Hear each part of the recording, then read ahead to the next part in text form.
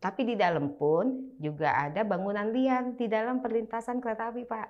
Nah, itu kan juga balik lagi kan. Iya. Ya, kita kan kita mesti bisa membedakan juga nih antara orang memang nggak mampu atau orang yang memang sebenarnya kita kan nggak tahu kondisi ekonomi gitu kan. Sekarang aja banyak katanya pengemis, totonya punya mobil. Punya rumah di mana-mana kan. Ada pedagang yang ada di dalam kios. Sebenarnya kan udah ada tempat. Betul. Nah, tapi kemungkinan yang tadi ada penjualan lapak atau mungkin ya kita ada oknum gitu ya, yang dia memberikan tempat di luar, yang akhirnya yang pedagang di dalam merasa saya bayar kios gitu kan, saya bayar apa, kok yang mendapatkan ini, yang mungkin lebih mudah kan gitu. Makanya mereka keluar. Tapi di sini juga ada peran serta dari masyarakat sendiri, Pak. Masyarakat sendiri sebenarnya yang males. Saya pesan kepada masyarakat umum dan khususnya kepada dapil saya berharap kita bisa sama-sama menjaga kebersihan, kerapihan, dan kerjasama antara masyarakat dengan pemerintah. Gitu. Kalau misalnya di kelurahan dan kecamatan ya dengan pemerintah setempat lah seperti kelurah, camat gitu. Saya berharap Bekasi lebih maju lagi, lebih baik lagi gitu. Apalagi dengan pendampingan dari masyarakat itu sendiri.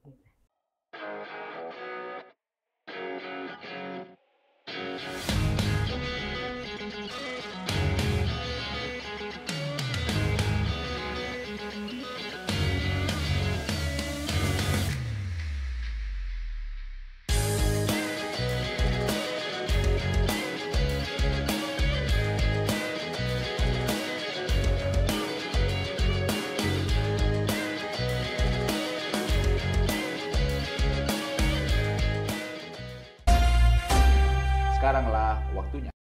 Sahabat Media Nawacita TV, kembali ketemu dengan saya, Ottoli Jebua di acara Sekaranglah Waktunya.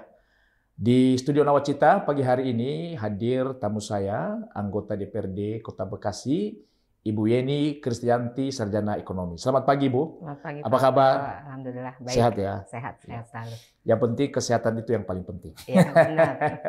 Betul, Pak. Betul ya. Nah, Ibu Yeni Kristianti ini anggota DPRD Kota Bekasi dengan jabatan sekarang Wakil Ketua Komisi 2 yang membidangi pembangunan dan dari Partai Solidaritas Indonesia. Sekedar informasi bahwa di Kota Bekasi ada 2 kursi ya di DPRD Kota Bekasi, di mana periode sebelumnya itu sama sekali tidak ada. Betul ya, Bu ya? Betul, Pak. Berarti ada kemajuan PSI ya di Kota Bekasi. Sudah mulai diperhitungkan PSI di Kota Bekasi.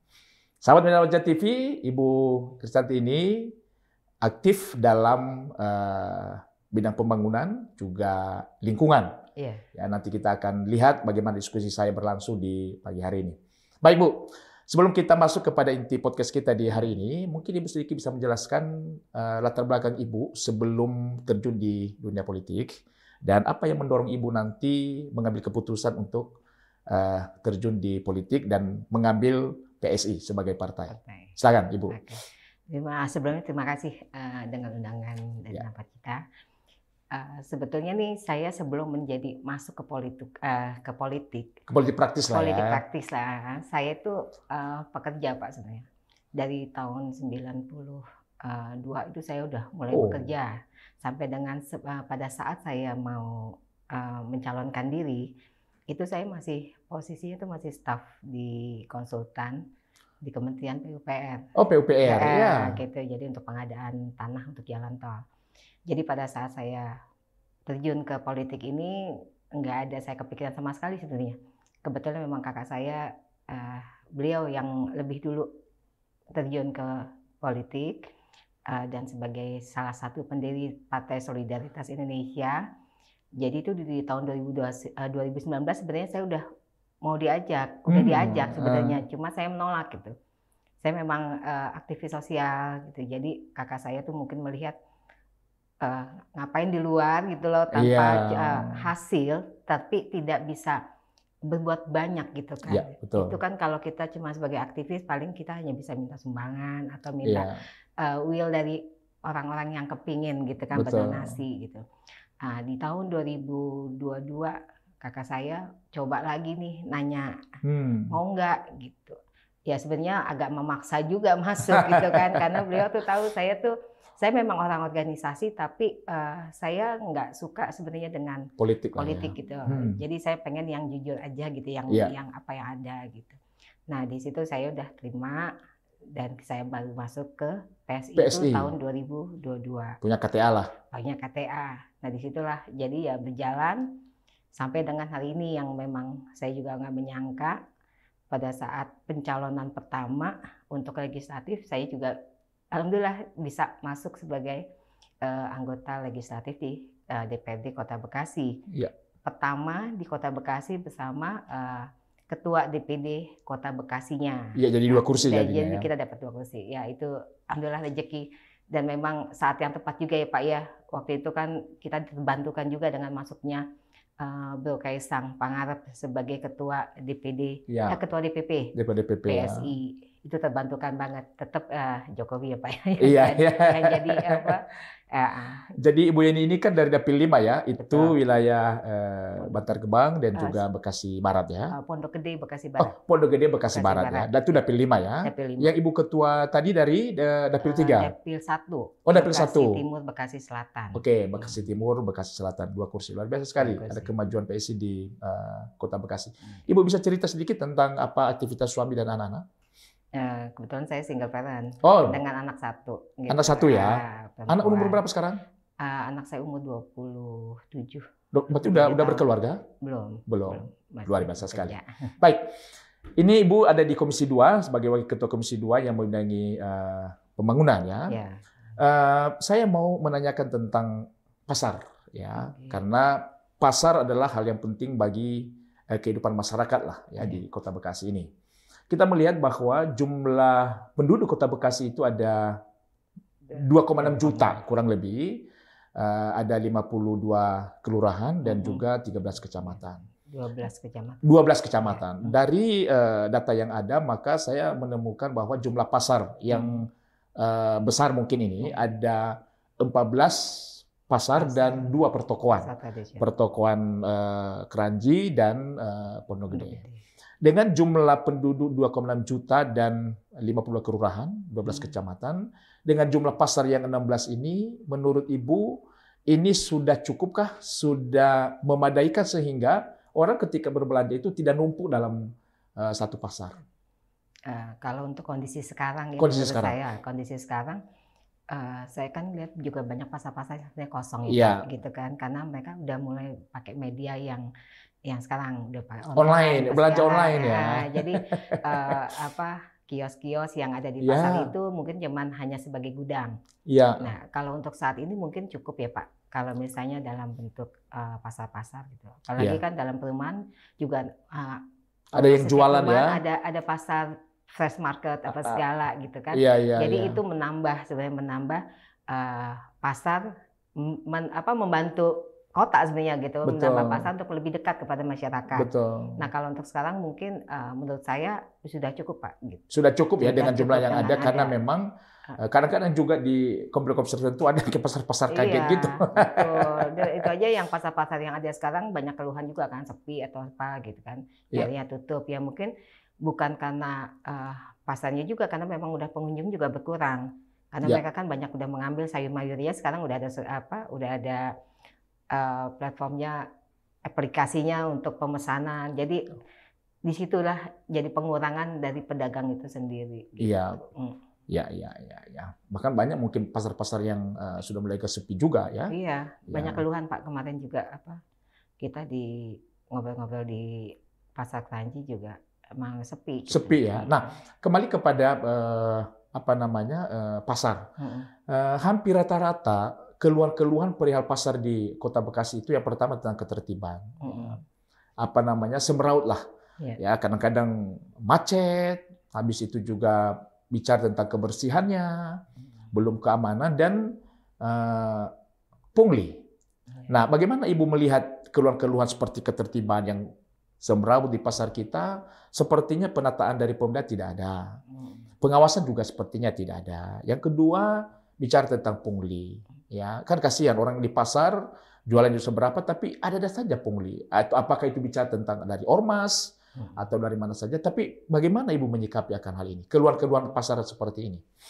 Jadi kalau konsep pasar rame, terusnya rumit gitu apa itulah itu sebenarnya memang kalau zaman dulu kan sebuah pasar itu rame artinya ekonomi hidup Hidup gitu betul, ya. iya. Kalau sekarang ditambah dengan banyak permasalahan yang Ya, tadi Bapak bilang, kita nggak pungkirin gitu ya, kayak parkir itu betul. kan sekarang kan banyak parkir juga saling kayak serobot gitu ya dari ormas kan gitu. Iya betul ya. Ya, terus sampah dan yang tadi pungutan liar juga, saya sempat ngobrol dengan warga juga yang pemilik pasar pemilik kios ya, mereka suka keberatan gitu sebenarnya, beban buat mereka gitu kan.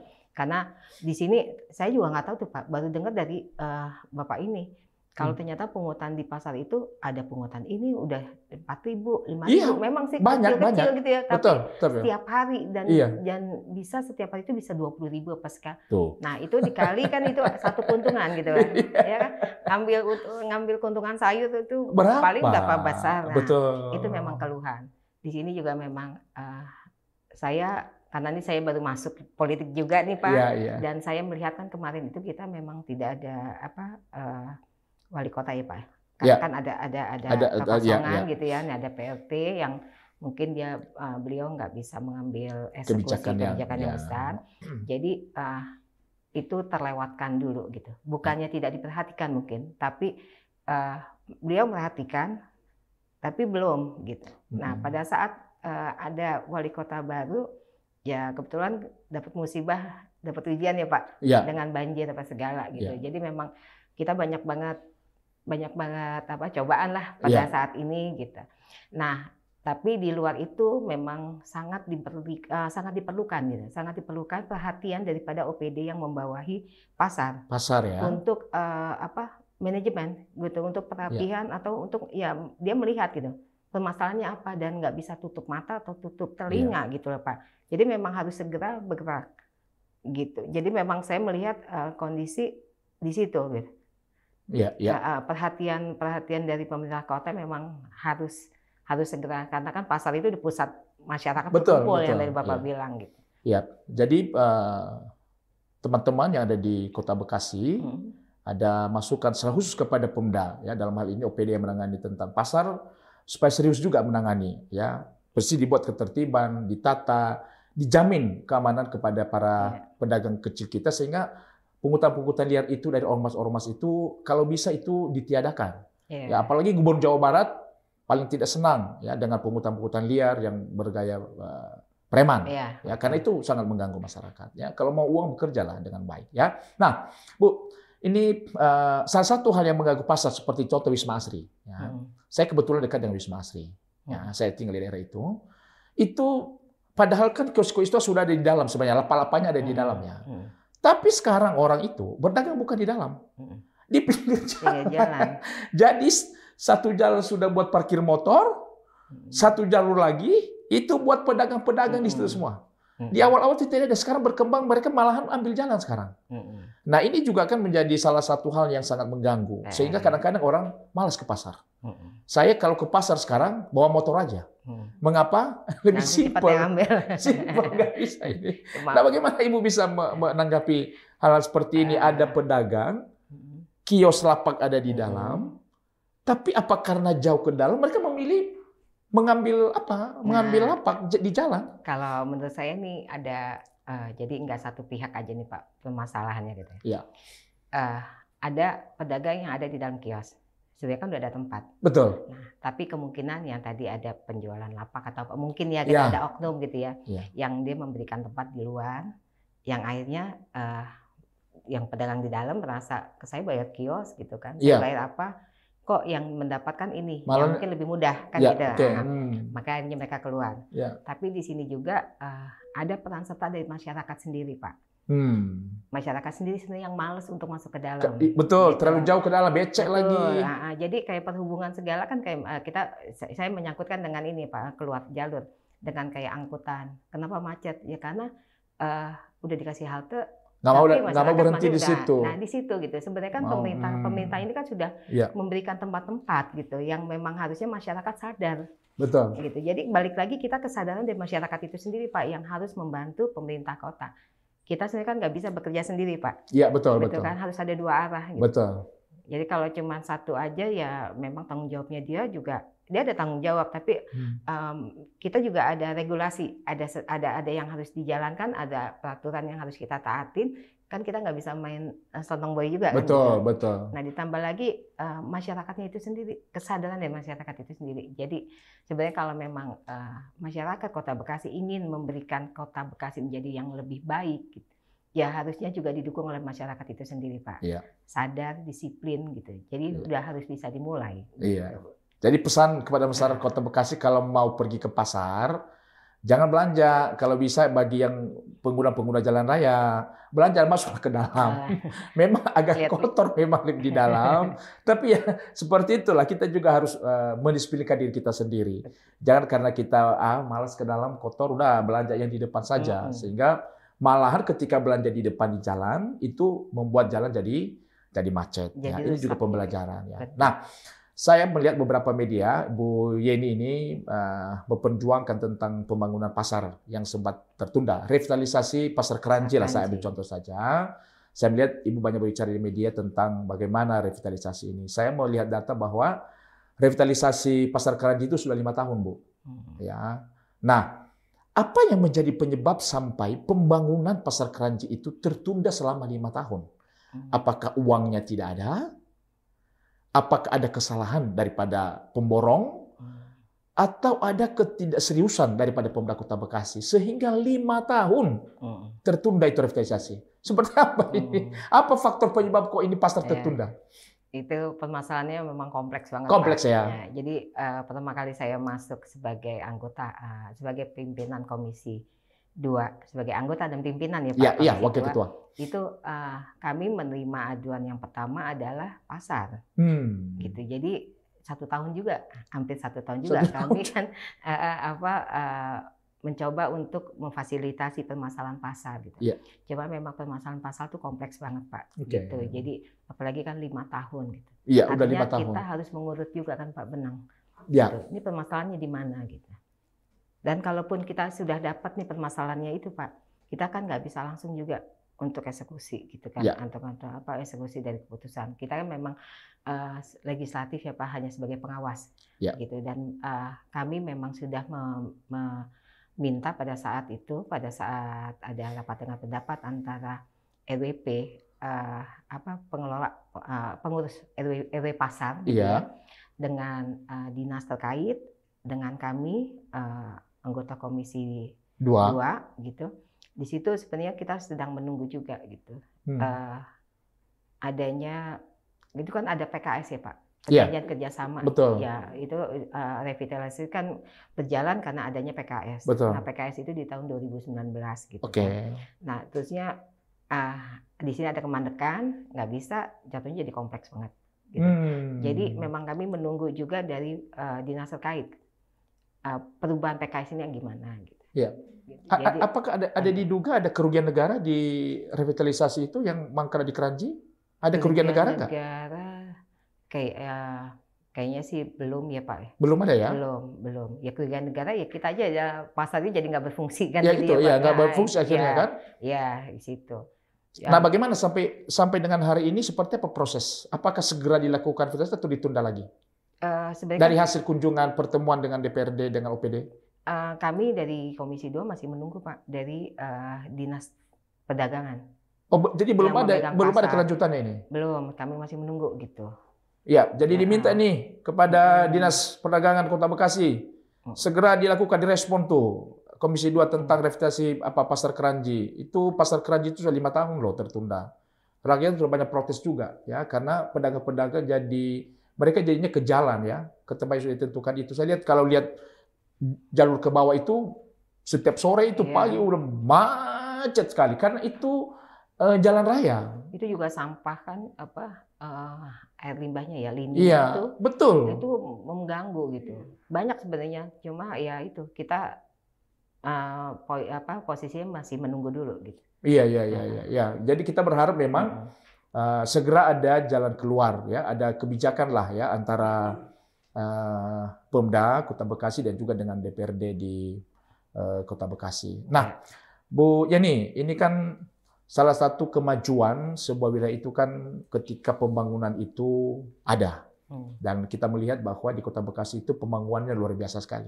Lihat aja Bu Yeni bisa lihat mall-mall yang terus bertambah di Kota Bekasi kan. Ada Pakuwon, Sumarekon 2, Grand Mall, dan perumahan juga terus berkembang. Tapi Bu Yeni sebagai anggota DPRD kalau mau tahu bahwa di pinggir-pinggir pembangunan, di sisi lain pembangunan sedang mewah ini, itu banyak orang sedang tinggal di bangunan-bangunan liar, ya di kumuh-kumuh. Kalau kita pergi ke Jalan Kalimalang, Bantar Gebang, kita bisa menemukan banyak sekali yang bangunan-bangunan liar di mana ada orang di sana. Nah, bagaimana Ibu menyikapi ini? Satu sisi ini bangunan luar biasa sekali, tapi ada di sisi lain jadi jomplang. Nggak cocok sekali gitu loh. Nah, bagaimana sebagai anggota DPRD lah, wakil rakyat lah, bagaimana menyikapi ini? Kalau ini kan bersangkutan dengan tata kota ya Pak. Tata kota pasti. Jadi masuk lagi ke dinas tata ruang. Iya. Jadi bagaimana sebenarnya dinas tata ruang itu menjalankan fungsinya dengan baik. Gitu. Jadi kan pembangunan itu kan nggak serta-merta berdiri. Ya, pasti investor akan bertanya dulu nih. Ya dong, harus memenuhi ada syarat-syarat harus penuhi. Betul. Jadi di sini menurut saya adalah dinas tata ruang juga harus review Pak. Ya. Harus review mana-mana daerah mana yang sudah masuk ke sesuai dengan tata ruang. Tata ruang di Kota Bekasi gitu. Ya kalau misalnya kayak tadi Bapak bilang ada pembangunan yang besar, saya juga belum tahu nih tata ruangnya apakah itu sesuai dengan tata ruang atau tidak, kan saya juga tidak tahu gitu ya. Karena kan kita nggak masuk ke dalam dinasnya. Tapi kalau misalnya yang namanya bangunan liar, itu kan kepastiannya adalah berdiri di atas tanah negara gitu. Nah, berdiri di atas negara itu yang kita sesalkan adalah apa? Fungsi daripada pemerintah kota pun juga nggak berjalan. Karena kan harusnya tanah-tanah yang memang milik daripada pemerintah kota itu harus harus bisa dimanfaatkan. Betul. Ataupun kalau tidak bisa dimanfaatkan, mereka tuh harusnya memberikan kayak petunjuk gitu. Ini bisa digunakan buat apa? Ini adalah tanah negara gitu. Gitu kan. Ini adalah tanah negara. Jadi mereka harus patok dan mereka harus mengawasi gitu sebenarnya. Nah kalau sekarang udah bangunan liar udah ada, gimana? Baru digusur. Betul, apalagi banyak pedagang apa segala. Betul. Ya, paling yang setahu saya, ini karena kemarin saya pernah ada di Kementerian PUPR sebagai pengadaan tanah untuk jalan tol, itu kan tanah-tanah yang di atas tanah negara itu kan wajib. Harus hilang kan gitu ya. Tapi kita bisa memberikan kompensasinya adalah dengan kerohiman Pak. Nah, tapi ini balik lagi warga, mereka kan harus sadar, mereka menempatkan bukan miliknya, bukan tanah. Dan sekian tahun dia udah gratis lah gitu kan. Iya, betul. Jadi pada saat pemerintah kota ingin menggunakan ya mereka harusnya sukarela. Gitu. Tapi kembali lagi kalau misalnya memang bangunan liar itu dengan warganya sudah bisa dikondisikan, nah pemerintah kota juga harus konsisten Pak, harus konsentrasi juga. Tanah itu mau diapain gitu. Iya. Jangan dikosongkan juga, tapi kan dibuat apa-apa juga. Pengguna sudah mau untuk dengan kesadaran diri ya gitu kan, sudah mau untuk melepaskan. Tapi pemerintah kota juga harus memikirkan bagaimana caranya memanfaatkan tanah tersebut dengan baik, atau misalnya mau bikin RTH atau apa kan bisa gitu. Nah tapi paling nggak jika misalnya belum ada anggaran atau apa, yaitu bisa juga kan tanah tersebut dibikin kayak tadi patok atau apa gitu, penanda gitu. Iya, tidak boleh. Betul, kan itu kan bisa jadi ruang hijau juga kan Pak. Betul. Bikin yang murah kan sebenarnya taman. Betul. Tinggal bikin pohon atau terus ya bikin apa gitu. Banyak lah sebenarnya yang bisa dilakukan oleh pemerintah kota gitu. Ada nggak kebijakan pemerintah Kota Bekasi seperti apa yang dilakukan oleh Deddy Mulyadi? Contohnya di Sukabumi. Ada warga yang sudah 20 tahun itu ada di pinggir irigasi, bahkan mereka mengganggu itu sehingga udah nggak bisa lagi air berjalan di irigasi itu. Kebijakan kemarin saya melihat di Sukabumi itu, di orang-orang itu digusur mereka, tapi Deddy Mulyadi menyiapkan uang 1 KK itu 40 juta untuk dibangun kembali. Ada nggak kebijakan itu di Kota Bekasi? Saya belum dengar tuh. Mungkin boleh Bapak di kota. Sebenarnya saya usulkan kalau bisa disampaikan ke gubernur. Ya, mana tahu kebijakan itu bisa dilakukan di Kota Bekasi. Betul.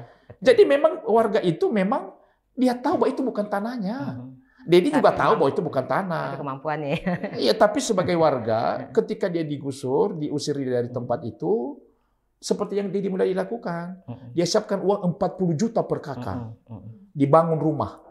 Sehingga saya berpikir bahwa kalau ada warga, dia dikasih rumah yang lebih layak daripada tempat tinggal itu, saya rasa dia pasti mau dengan sukarela. Atau angka nilai kerohiman. Itu berapa angkanya?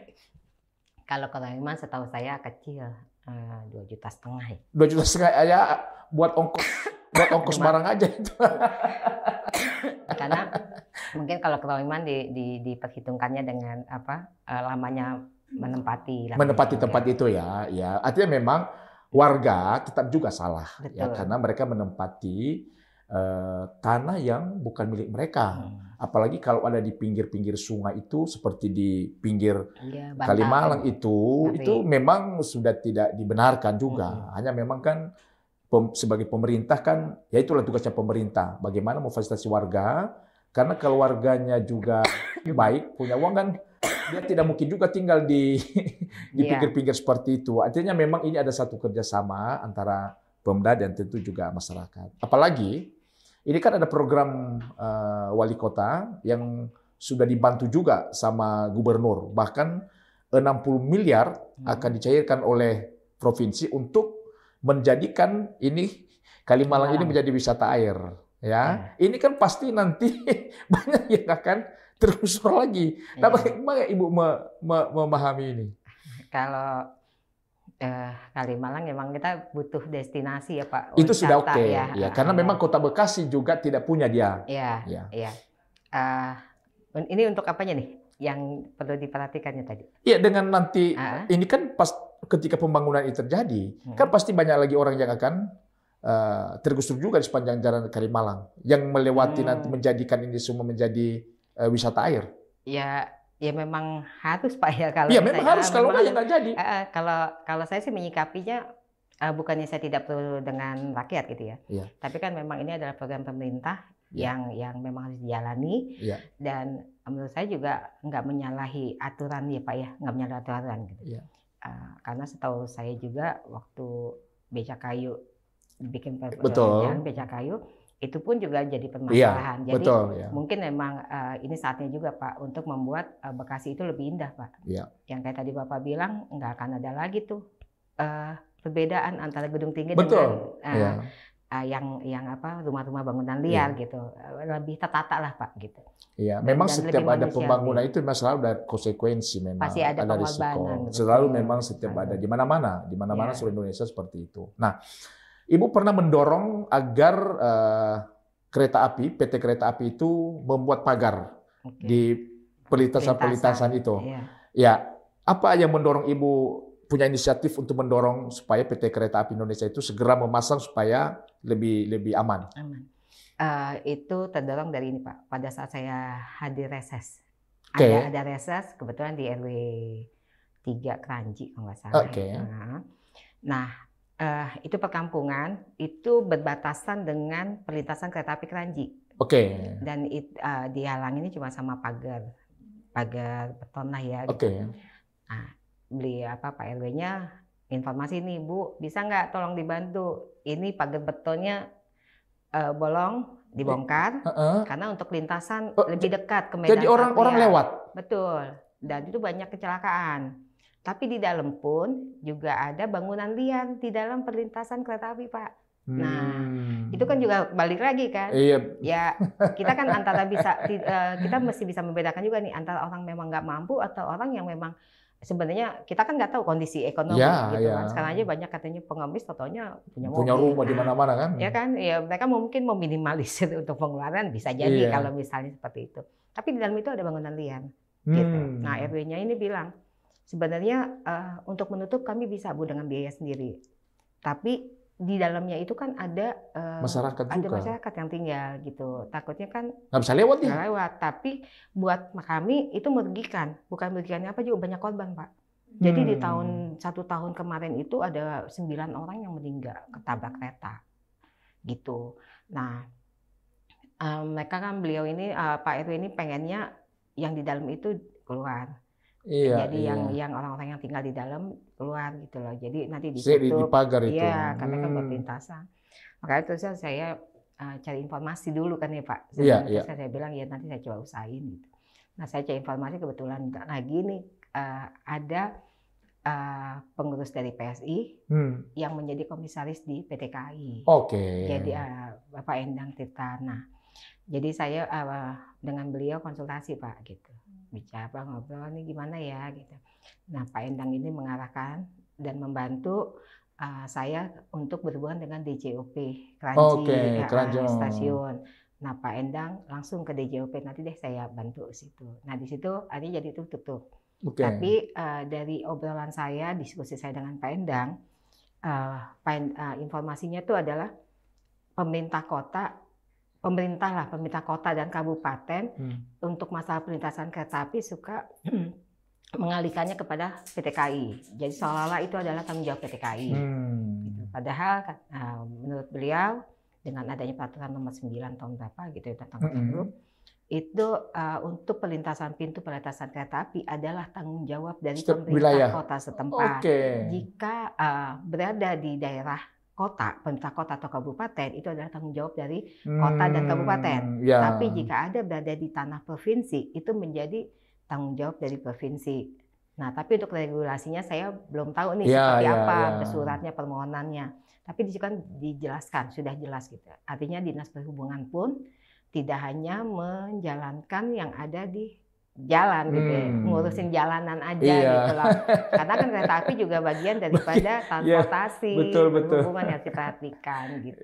Jadi karena banyaknya korban itu aja Pak. Jadi saya jadi yang kelanjutannya sudah berhasil ditutup itu. Ditutup. Oh, karena Ibu yang memperjuangkan itu ya. Ya, baik. Sahabat Media Nawaca TV, karena waktu juga maka sudah sampai pada diskusi kami yang terakhir. Dan kita akan dengarkan mungkin ada pesan terakhir untuk masyarakat Kota Bekasi. Secara khusus mungkin Dapil 5 ada pesan Ibu buat masyarakat? Saya pesan kepada masyarakat umum dan khususnya kepada Dapil saya berharap kita bisa sama-sama menjaga kebersihan, kerapihan, dan kerjasama antara masyarakat dengan pemerintah. Gitu. Kalau misalnya di kelurahan dan kecamatan ya dengan pemerintah setempat lah seperti kelurah camat gitu. Saya berharap Bekasi lebih maju lagi, lebih baik lagi gitu. Apalagi dengan pendampingan dari masyarakat itu sendiri. Demikian. Makasih Bu, ini luar biasa sekali. Pesan kepada masyarakat Kota Bekasi, mari kita jaga kebersamaan, ketertiban kita karena kalau bukan kita yang peduli dengan Kota Bekasi, siapa lagi? Jaga kesehatan dan tetap semangat. Sekaranglah waktunya.